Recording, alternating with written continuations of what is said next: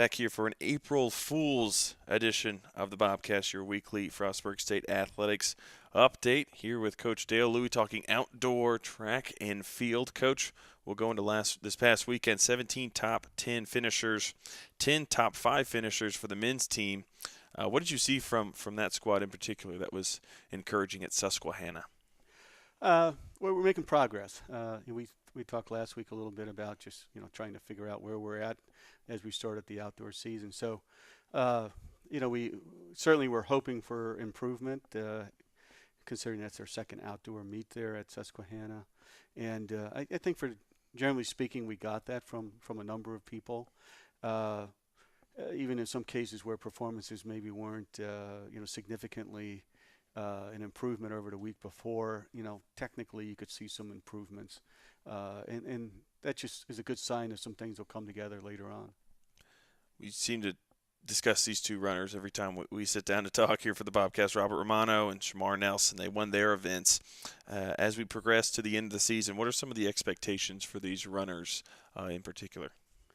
Robbie's obviously had a great year, starting with cross country and rolling through indoors, and put down two really good times there on Saturday. Particularly in the 1500. He's putting together too in terms of the strength is there, the speed is coming along. He's always been a smart runner. Saturday in the 1500, he on the first lap in particular, he made two significant moves that I think were really crucial to help get him rolling there and put him in a good spot to then just pretty much the last half mile. He was I'm sure thinking about the people behind him, but he was more than anything else able to run his race, and that's always helpful for somebody like Robbie who plans things out in advance. You spoke about figuring things out as we go on in the season. Clayton Washington finished in the top 5 in the 200-meter dash. What do you like about what he brought to the table? Did he clear anything up for you in terms of figuring out where everybody is? Clay's an interesting guy. He's great to be around. Great sense of humor. Hard worker. He's one of those guys that you look at him and just like, no way is this guy a sprinter. His form's all over the place, and he just is not a prototypical sprinter in terms of how he runs, but he runs hard. He runs with guts. He likes to win, and he continues to work on that form, and it's showing up. He's really been surprising people with the short sprint side of things, because really, we would look at him and probably he would have looked at himself as more of a 400 runner. Continues to probably be his best event. But you better be on your game in the short sprints too, or he'll enjoy running you down. Looking at John Kearns, he got third in the hammer throw. Just a little brief, season reflection here. What have you seen from him this season? I guess what is your opinion on how he's performed? Yeah, I think John is a little frustrated right now that some of his distances aren't a little bit further.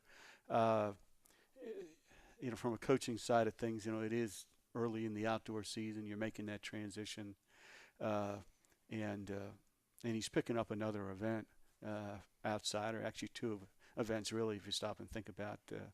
The hammer is still in some ways a different event than the weight throw. So he'll get there. He was over 14 meters in the shot, which he's never done before. We used to have every year people throwing over 14 meters or more in the shot, and we got away from it the last 2 years. So it's kind of nice to see that we've got somebody back, up over 14 meters, and some of the other shot putters are really coming along as well. On the women's side of things, both Holly Van Wee and Kylene Estrada finished 6th in their events. What did their finishes say about where they are at this point in the season?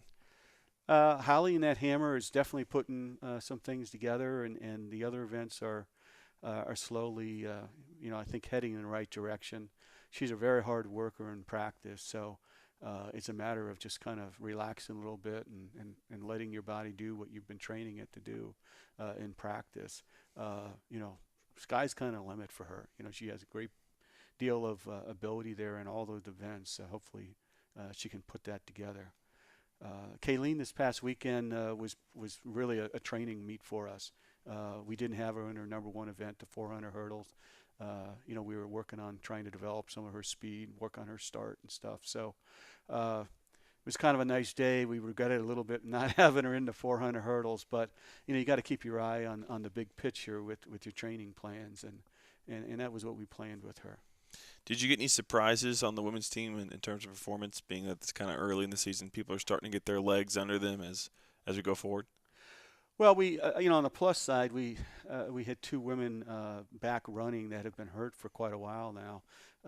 Kenzie Smith and Gabby Reason, and they're two women that are very instrumental to the success of our team. And our women's team's just been hurt a little bit with a couple of injuries that have been really long recovery injuries, and it's we've lost some bodies because of that, and we've lost some real quality because of it, and it's really gotten in the way of our ability to, for example, run relays and get these people into, some qualifying times and things. So we still have time. We'll see how they are today. I think they're headed in the right direction, and we just put them in one event, and they seem to come out of it okay. And so hopefully this next week we can, up the workload a little bit.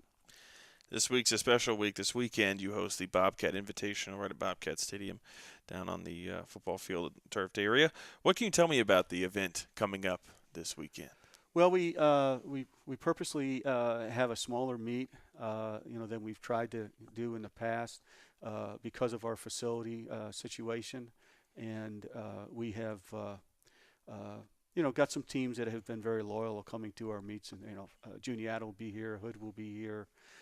Pitt Johnstown is back after an absence of a couple years, and Penn State Fayette's coming over. We got West Virginia University Track and Field Club. We'll probably see some males and females out of that club. As you might know, West Virginia University, like a lot of D1s and D2s, don't have a male track program and stuff. So we've always been willing to let those folks compete. Quite frankly, as we saw in cross country when the Pitt club came on over, there's some really good athletes on those big university teams. In terms of the overall event, like you said, the teams are here. So what do you want the environment to be, being home? Is that different there? I mean, obviously you've been on the road all season, cross country and whatnot. Yeah, the people on the team definitely look forward to it. I really wrestled with having this meet because of our facility situation, and but I had a lot of our athletes wanting to do it. I had some of our alums wanting to do it. I had some other coaches who've come here in the past asking about it. And so we're trying to do the best we can to put something on here, and the athletes look forward to it. The alums are pretty loyal in terms of coming back. So it is kind of a big day from that side of things, and a chance to sometimes compete in front of your friends that come on down, and we'll cross our fingers and hope the weather cooperates, and if it does, we'll all have a good day. Coach Dale Louie, I am looking forward to the track event here at home. I haven't been not very familiar with track and field events, but I'll be looking forward to seeing the one we've got this weekend. Thank you for joining us on the April Fool's edition of the Bobcast. You are welcome. Take care. Back here on the Bobcast, Field Edition with Coach Haley Ware. Coach, we'll jump right into this past week, a 1-1 week for women's lacrosse. What was the differences in the two matchups from this previous week, W&J and Misericordia? I think that we went into W&J, we've played them previously, and so we kind of had that confidence booster in our mind already of we can do this, and that we knew what we were kind of getting into. And so that was really exciting to kind of have that confidence going into it and know that they were ready. And I think they came out really strong in that game. Misericordia, I think we've never played them before, so that was a little, I would say, almost more intimidating because they weren't really sure a whole lot, even though we had watched film and talked to them about a scouting report. Also, their assistant is a former player of mine, and so I think that she really knew everything that we were going to do regardless of if we try to change something up or not. And so I think that gave them a little bit more of an upper hand going into it. But I think that we played strong parts in both, and I also think that we played some weak parts in both regardless of the outcome of the game. In the Washington-Jefferson game, Molly Biggers scores 5 times, while Stephanie King had 4 goals and 5 assists. How has Biggers improved as the season's gone on? Um, Molly is very dynamic when she wants to be. She is really taken on this new role of taking the draw for us constantly this year. And so I think that that has changed kind of her momentum moving forward. It's a lot more demanding of her on both sides of the field. And so I think that she really doesn't have as much stamina on the attacking end where she has before. Washington and Jefferson helped us a lot because they went into a backer kind of zone, and that was helpful because we place Molly Biggers and Steph in the middle of the 8. So it really gave them some opportunities to kind of put some goals in the back of the net and slowed down the pace a little bit so that Molly could catch her breath a little bit more. So I think that she's improved. It may not be on the scoreboard all the time. In each game, it's kind of a little bit inconsistent with that. But I think that overall, because we expect so much of her on both ends of the field, I think that she always is contributing something.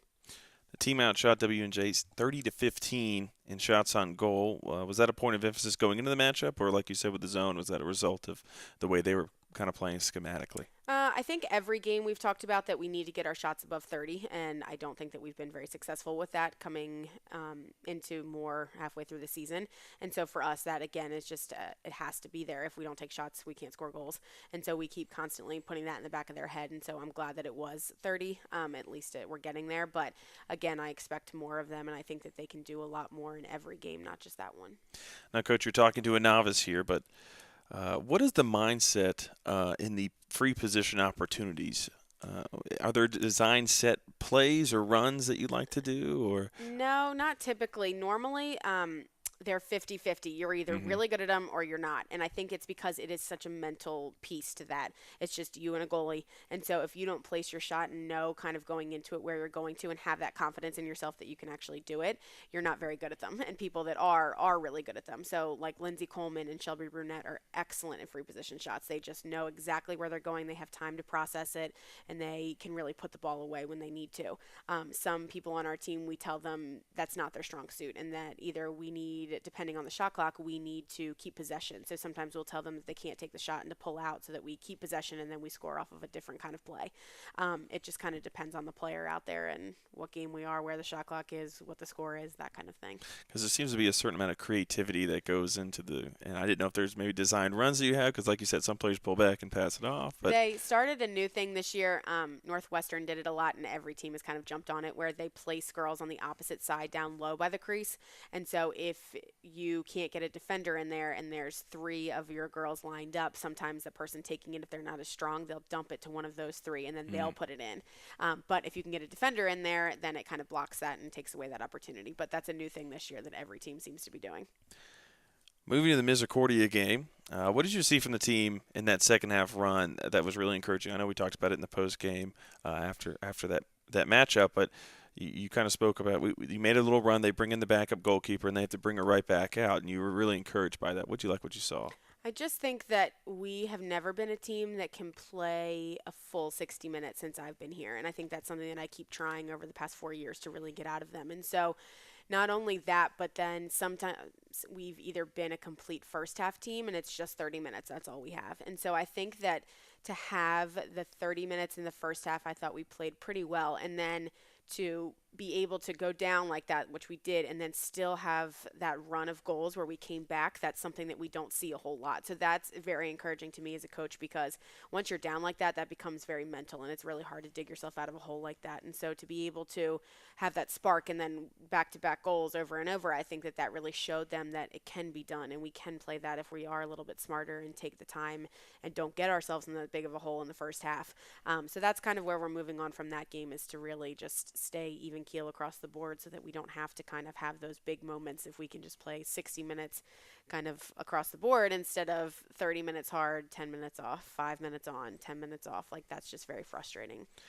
An outsider would say maybe Misericordia, took the foot off the gas or off the pedal and maybe coasted a bit, but, seeing it, that was not really the case. So it was more like you said, we're the aggressors, we're pushing the ball. I think the ball was on their side of the field, and the run for 80% of that because their offense was basically neutralized. And I think that happens a lot in teams when we play and they have the scores like they do against us. They kind of take it for granted and say, like, oh, this is in the bag. It's a piece of cake. And so I think that's why they gave a different goalkeeper some time, and then they really just put in a lot of different subs. And so then for our team to kind of pick up the pace like that, then it's like, oh, wow, wait, we might not be really have it in the bag. We might need to kind of go back. And so then you start seeing some normal kids go back in the game like the keeper. And that was just, again, like, that's an exciting thing for us because we made that happen and we were aggressive enough that we were proactive about it instead of just always being reactive. We talk about it a lot. I mentioned Stephanie King earlier. She had 4 goals in the game against W&J, 6 goals against Misericordia. How has she improved as the season's gone on? You've mentioned her in the post game as well, and you're really proud of seeing her development. She is just, like I said in that interview, she is probably our most talented player, and it just has been kind of a mental game with her over the past year and a half because she's torn her ACL again. And so to really get her confidence back in there and know that she's such a big threat has been kind of frustrating on our end because we know it and we know that she knows it, but it's just not connecting. And so to finally, like the past 5 games now, I think she's put up multiple points for us, and I think that that is just really proving that she is that player. And I just find it very encouraging, like when I talk to anyone outside and they're like, wow, Steph, and I'm like, I know, like we've been talking about this for forever. And so I think to finally have that, I think she feels very confident in herself. I think we are very confident, the team's very confident in her, and I think that she really can explode these next couple games where we're really going to need someone on the attacking end to kind of help us hang in there. Definitely a fruits of your labor kind of story for Stephanie King. This week, number 4, Salisbury on the road. For a young team, how important is it to have confidence going into this matchup, especially it being the first CAC game? I always love this game. I know that seems kind of crazy sometimes, but I like being the underdog and I like going into someone else's house and kind of trying to rattle them a little bit. And the same thing that we had talked about before. I mean, to them, I feel like it's such an easy piece of cake to play us and it's almost kind of annoying to them. And for us, I think that it just fuels me even more because I'm so competitive and because I really want to kind of shake that. Like, I don't really care about the score at the end of the day. Yes, I'd love to win, but I want to put it more in perspective for us and I want to play well and I want them to know that they played well. And so little things like that make a big difference. And so like we were talking about with the goalie at Misericordia, like that's a big deal even though we lost that game by 11 goals. Like that's huge. And so that's kind of the key moments that I want to take away from the Salisbury game is really just those little things that we can be proud of and really push and use that for the next. I mean, we play some of the toughest competition there is out there. And so I think that only makes us better. So I enjoy the game even though it doesn't always go our way. But I think that it's competitive and I really like to kind of push the pedal that way instead of playing an easy game just to get a win on the board.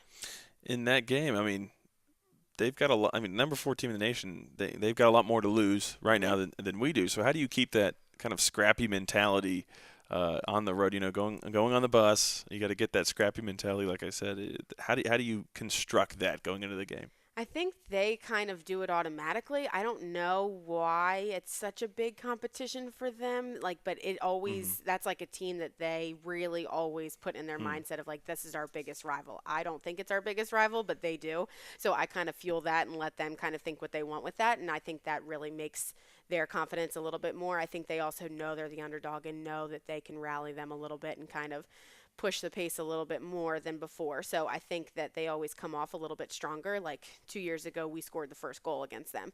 And again, that's one of those little moments that you take away of like, we did that and we started that game off and they were mad about it. And so those little things I think really make a big difference. So I think if we can keep pushing those at practice this week and keep kind of making those little moments the bigger moments, I think that we have a better chance of kind of keeping them upbeat the whole time. We also play St. Vincent on Tuesday that we need to add to the schedule. I talked to Noah, but it is on Tuesday. Tomorrow we play at St. Vincent, which we haven't played them in 2 years. So that's another kind of game that I think will help prep us for Salisbury, which is exciting. So you're seeing that as like a tune-up game Yes. for Salisbury? Well, Coach Haley Ware, thank you for joining us on April Fools here, and good luck this weekend. Thank you. Back here on the Bobcast, Field Readiness with Coach Jeff Splinter, men's and women's tennis. And, Coach, we'll jump into this previous week.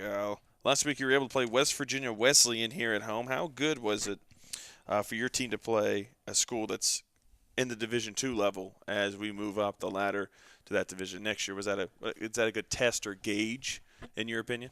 Absolutely, yeah. It's something we were looking to do this semester, knowing we're trying to move into Division II next year into the Mountain East Conference. So playing a storied team like West Virginia Wesleyan was really good for the men and the women. You know, the men they were predicted first in the conference this year.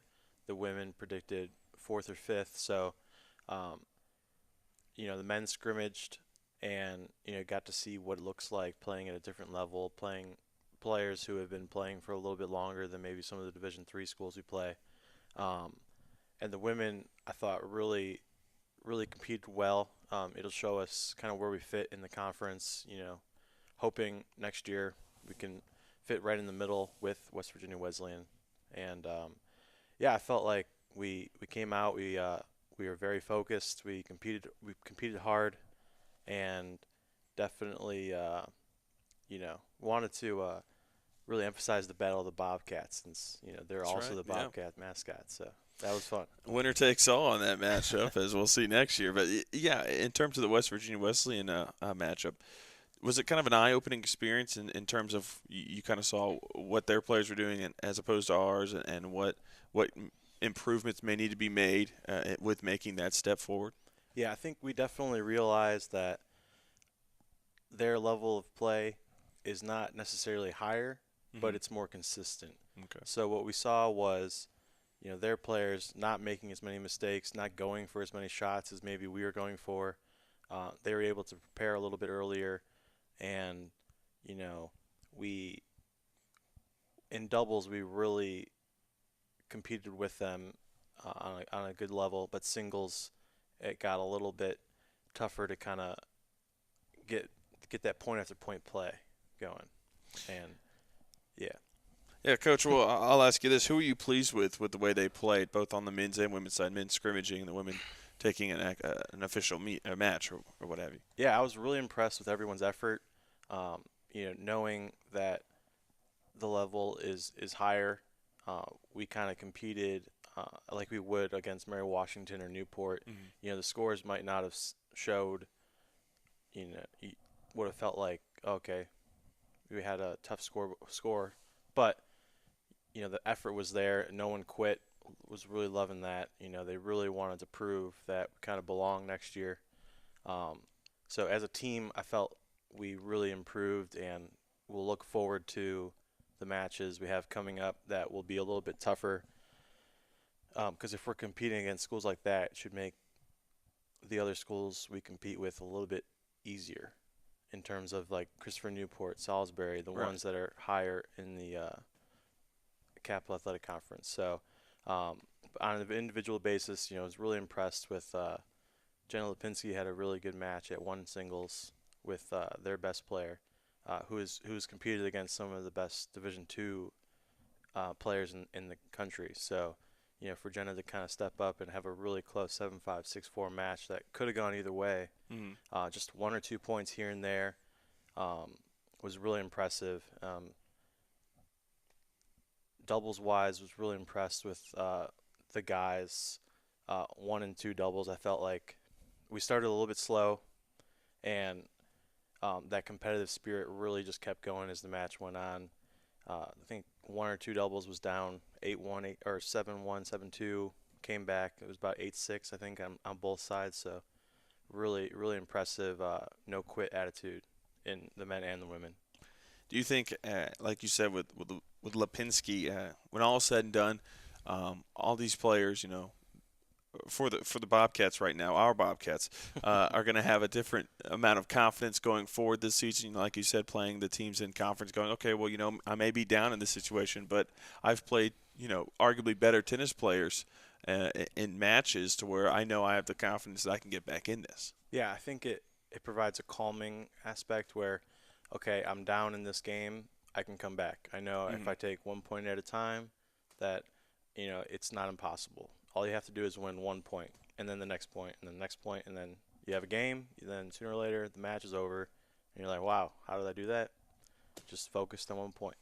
So that's what we've been focusing on the last week is really taking it point by point basis, not trying to get too ahead of ourselves, whether we're winning or we're losing, and just staying focused in the moment. And with West Virginia Wesleyan, that kind of they showed that where they would take their time in between points. They would really focus on the next one. They would completely forget about what just happened, and whether they won the point or lost, they just played every point like it's individual match.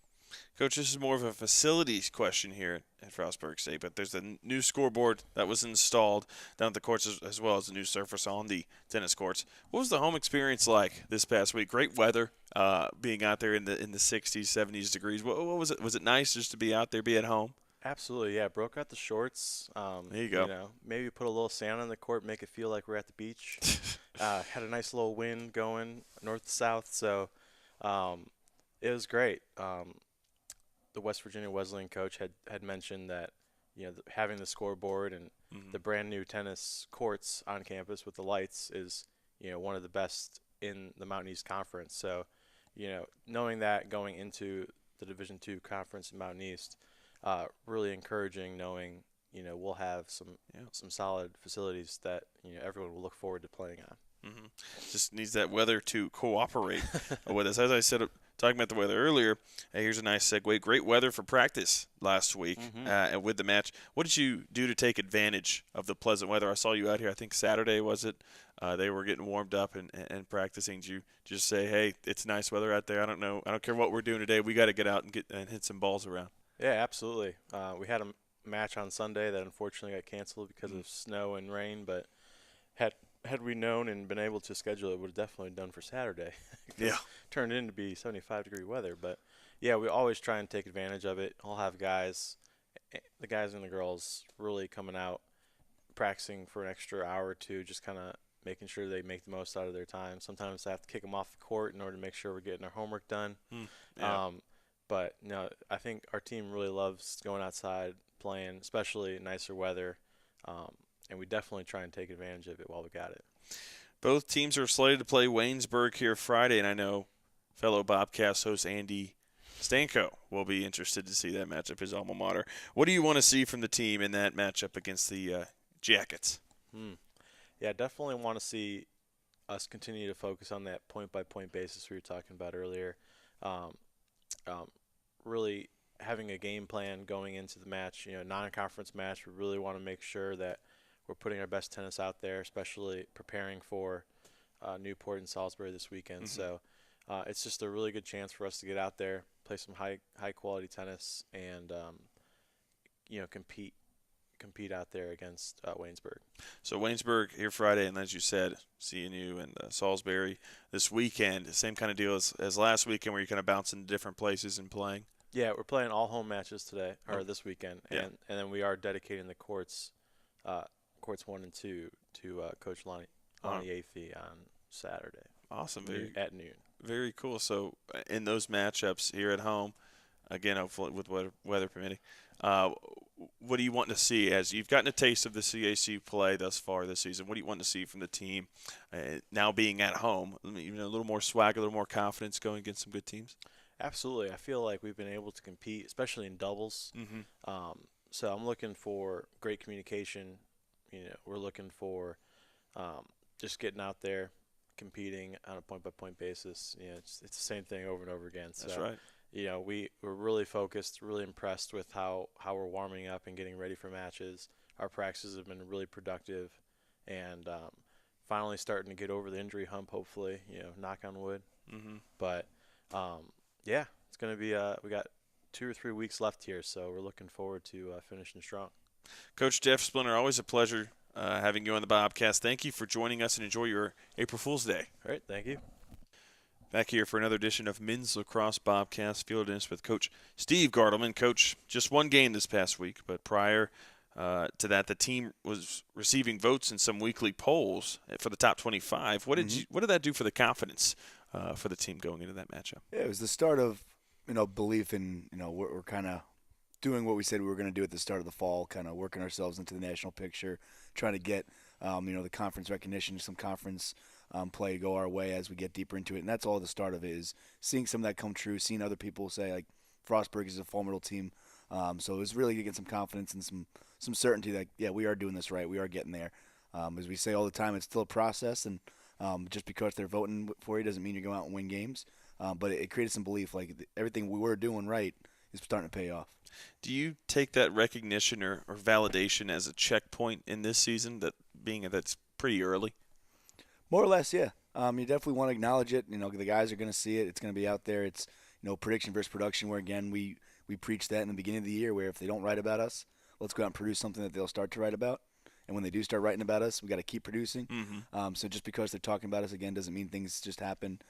So it was really exciting, and it was something that we were looking forward to. And we're like, I think it could happen because so and so was getting some votes, Right. or it was a really good game for us this past week. We're stringing it together, so it was kind of a rumbling there. It was definitely something we were excited for, but just a small blip on the radar as we go through this process.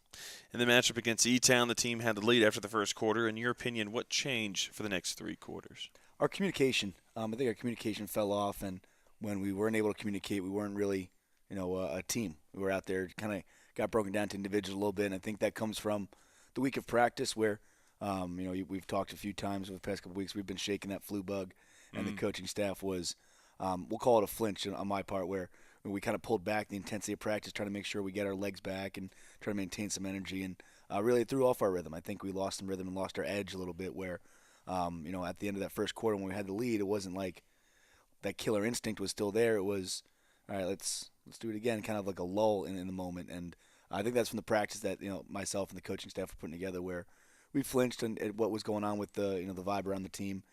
So all we did this week was kind of bring back some, let's get after it, let's compete at practice more so. And that was something I'd like to take back, because I believe in coaches winning practices, players winning games. And if a coach doesn't go out and win a practice, it's tough for the players to win the game. So we set us up with a much better practice this week. Case in point, we saw you Saturday morning before the women's lacrosse game. A little bit of situationals going, and you were out there with the whistle, getting kind of directing traffic. Is that what you're kind of talking about, kind of pumping some juice back into the practice field? Yeah, our culture and our style, our schemes, that's not going to change. We love what we've been doing so far, and we've built a great foundation in that. It's just asking a little bit more of the guys at practice. And, again, we're not going to be screaming guys. No, we're not going to be, get in your face and change our personalities, but we are going to ask a lot out of our guys. So there was a couple of days we had to run before some stick work to challenge ourselves that way, cover some scenarios, and hold people a little bit more accountable for when mistakes do come up. Not, belittling anybody, but making sure that we know, hey, that's wrong. This is right. Let's make those improvements. And, we just kicked it up a notch. Matt Ward poured in a few goals in the E-Town matchup. How has he had a nose for the net this season? It's been incredible. He keeps coming in and asking, like, Coach, what else can I do? And we're like, it's tough to find more things for you to do. Right. You're out there. I'm sure people are scouting. Watch out for 50. He's got a good shot. And he's just going out there and still averaging, 3 or 4 points a game, however it comes. And it's sometimes quiet. It's sometimes wow and ooh and ah, because he's a great athlete. But he's really just continuing to do the things that, as far as letting the flow come to him. He's not out there trying to make plays. He's like, okay, he's got a short stick. Let's dodge on him. Let's shoot a good shot. And the guy shoots the scout very well. When we talk about here's where we want to put the ball in the cage versus this goalie or what shots we want to take, he listens to those very well, and he shoots really good shots. So he's just staying disciplined, having a good time, and just letting the game come to him most often. And to your point, you can almost pencil him in or put it in ink almost. A few points a game for Matt Ward, and that's great to have as a coach, because you can rely on a guy to be consistent, and that's what he's proven to you in his first year here. This week you go to Susquehanna to play Randolph-Macon in a non-conference matchup. What would you like to see from the guys on the road, as currently 2-1 away from Frostburg this year? We'll be actually down at Shenandoah, but we'll be looking forward to seeing the guys bounce back. And they know that 1 or 2 losses doesn't define us. It's not something that we're now that team. We're now that was our game that we showed last, so that's who we have to be. It's just another opportunity for us to learn from tape, go ahead and improve, and show the team that we're going to play. Like, whatever you see on film is old, is past. Whether it's good or bad, it's old or past, and here we are now. So the guys had a great couple weeks of practice. They've answered the bell. We told you that we were going to ask a little bit more out of them, and they answered the bell, in flying colors. So they're doing everything we've asked of them, and it's starting to look more like we were used to. When we were on that run, we were seeing things go well. Communication's great on defense. The physicality and that finish mindset is starting to come back into play.